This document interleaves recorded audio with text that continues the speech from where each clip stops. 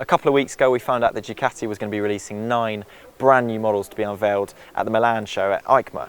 Now a week ago we found out that one of those bikes was the carbon edition of the Diavel, their kind of top spec cruiser.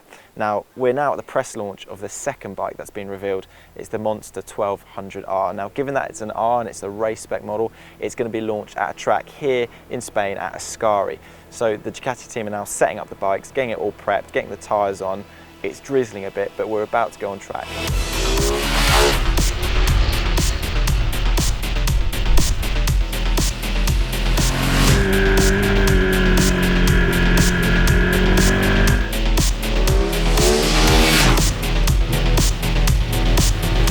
Right, so we've just had our first session on the Monster 1200R, but Ducati's lined up their current range of Monsters up, so it's a good opportunity to have a look at the bikes and see how they kind of compare to one another.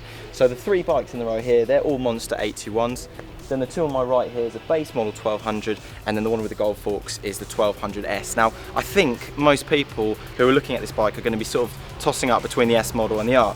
So how do those 2 bikes compare? Now, in terms of engine, the base model 1200 is at 135 horsepower. The S model is at 145. Now the R model is 15 horsepower again up on that. So it's 160 horsepower.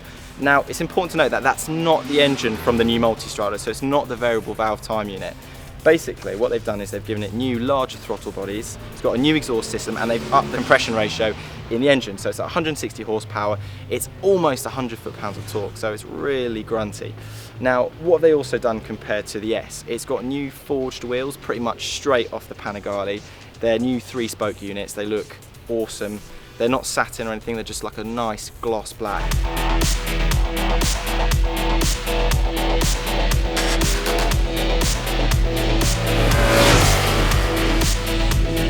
The suspension as well. Now, the suspension is the same on the R as it is on the S, but what they've done is they put new forks in, so it's slightly longer. So what it does is it jacks the front up by 50 mils. It's also got a slightly longer shock, so that's also been jacked up by 50 mils.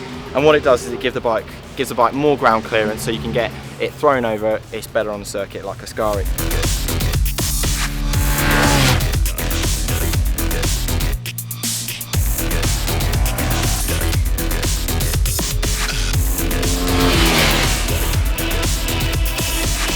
Styling wise, now obviously the 2 bikes look pretty similar. This has got the white stripe down the front, it's got some nice little R upgrades like the Ducati Course carbon fibre front fender, it's got some R engravings on the radiator and some nice little bits of red stitching here and there.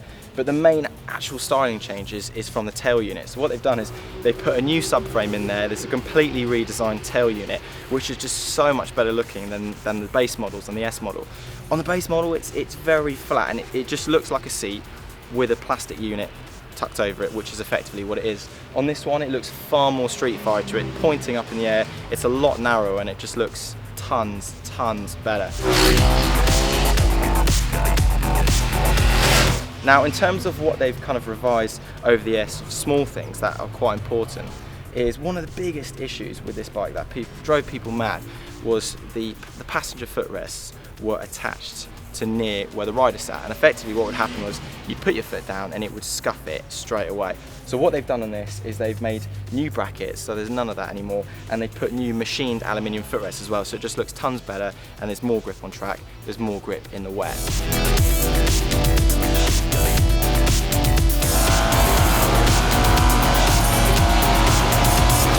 They've also put a new adjustable Olin steering damper on it, so given that it's quite a fast bike, there's wide bars, it's really easy to get, you know, a light front end effectively, so on corner exit you can start getting a bit of a shake.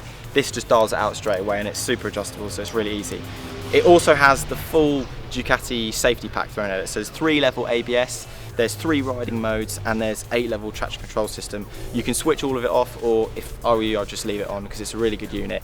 It's not cornering ABS like there is on the Panigale, so you can't just grab a load of brakes when you're leant over, but it's still a really good system.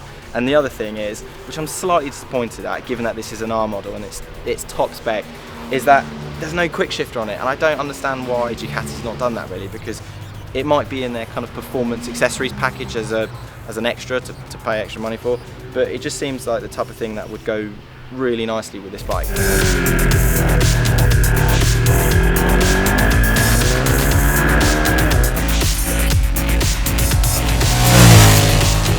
It's going to be on sale for just over £15,000, around 15.5, in red and in black. I think it looks absolutely brilliant. I'm not a massive fan of the sort of Tron lines here on the fly screen, but in general it looks awesome. So we've only had one session so far, and it's almost about to rain, and on top of that we were in touring setting, which effectively on this bike you have urban mode, which cuts power down to 100 horsepower. You have touring, which is 160, so full power, but a very, very soft throttle map. Very, very active traction control, so it kicks in all the time. Very active ABS, and then you've got sport mode. So we've only been out in that touring mode first. We're going to go out in sport mode now, kind of really see what the bike can do, and yeah, see what it's like compared to the S model and the base model.